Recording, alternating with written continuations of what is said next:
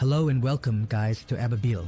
In today's video, we'll be talking about military updates and finding out what's happening around the world. So let's get started. First, let's talk about Russia's Tu-160 aircraft. Russia has recently transferred two of its Tu-160 strategic bombers to Anadyr, a Russian Air Force base located in the Chukotka region near the Bering Sea, and from there, the distance to the US coast is only about 410 miles or 660 kilometers. This is the first time that such aircraft have been presented there. Satellite images show that on June 4th, 2025, a large aircraft was present on the ground there, which, based on its design, appears to be a Tu-160. Traditionally, this base was not used for such bomber aircraft, but after a major Ukrainian drone attack, Operation Spiderweb, at the beginning of June 2025, Russia deployed these aircraft there to protect them from attacks related to Ukraine. In the drone attack carried out by Ukraine on June 1st, more than 40 Russian aircraft were destroyed or damaged. These included some strategic aircraft whose estimated value is said to be over $7 billion. Among these, bomber aircraft like the Tu-95MS and Tu-22M3 were the most affected, which led Russia to start using its limited blackjack Tu-160 aircraft.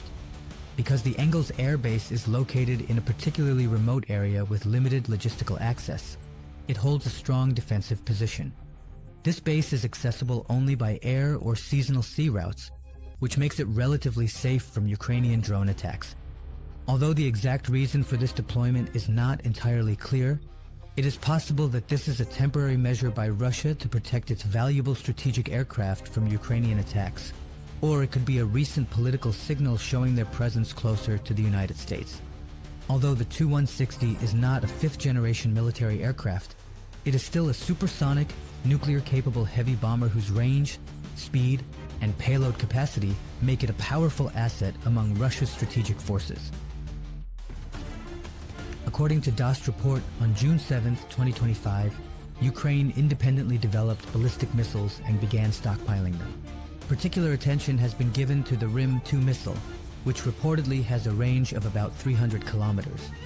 These measures help Ukraine become self-sufficient in defending itself and launching potential strikes against Russia, so that it can reduce its dependence on Western countries. The RIM-2 is a tactical ballistic missile. One version of it reportedly has a range of about 500 kilometers.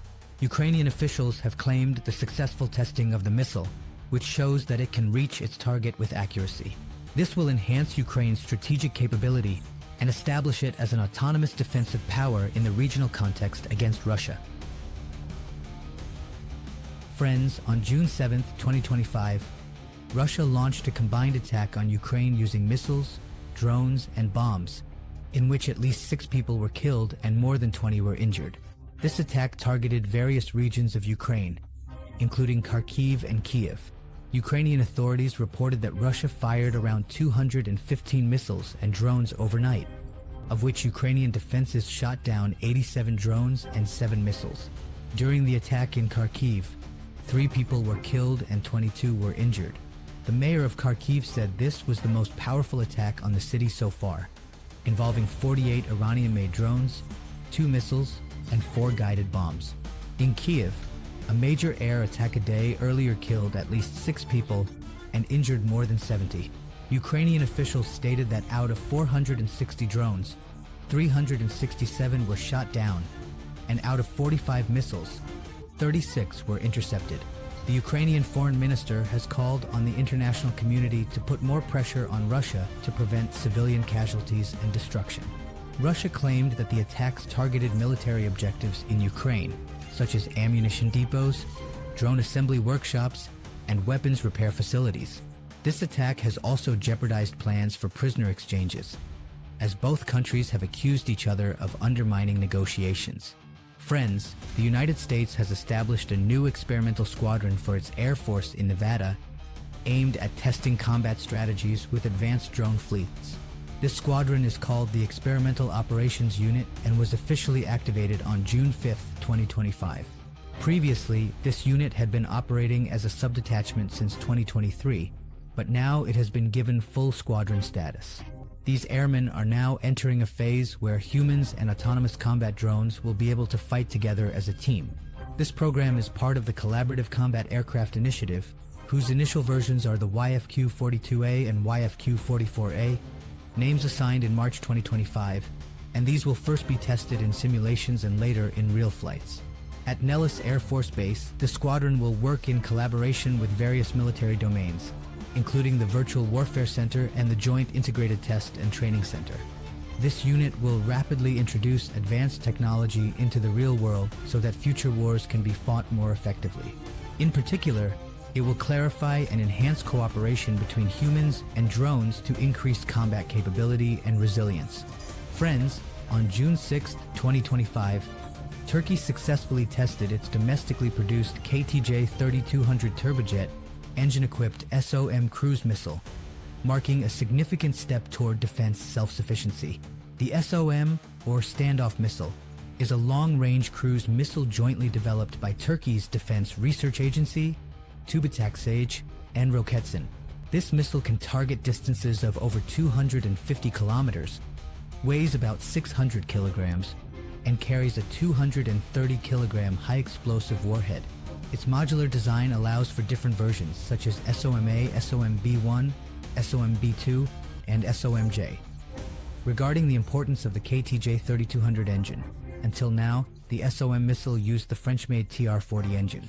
To boost its defense autonomy, Turkey developed the KTJ-3200 engine, which produces about 3,200 newtons of thrust, and its successful testing has increased Turkey's defense industry independence.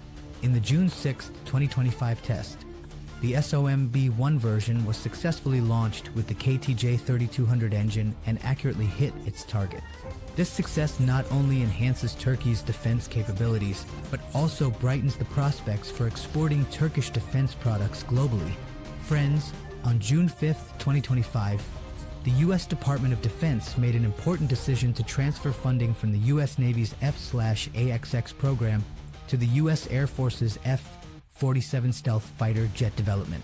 The aim of this move is to improve defense industry capabilities and avoid production delays. The F/AXX program is the U.S. Navy's next-generation fighter program intended to replace the current F/A-18 Super Hornet and EA-18G. This program began in 2008, aiming to develop a modern stealth aircraft capable of attack, surveillance, electronic warfare, and aerial refueling missions. As of March 2025, Boeing and Northrop were the main contenders for this program, while Lockheed Martin had withdrawn from the competition. The Pentagon has recommended delaying the development of the F/AXX to reduce pressure on the defense industrial base. Boeing, which won the F-47 contract in March, is already fully engaged in this program.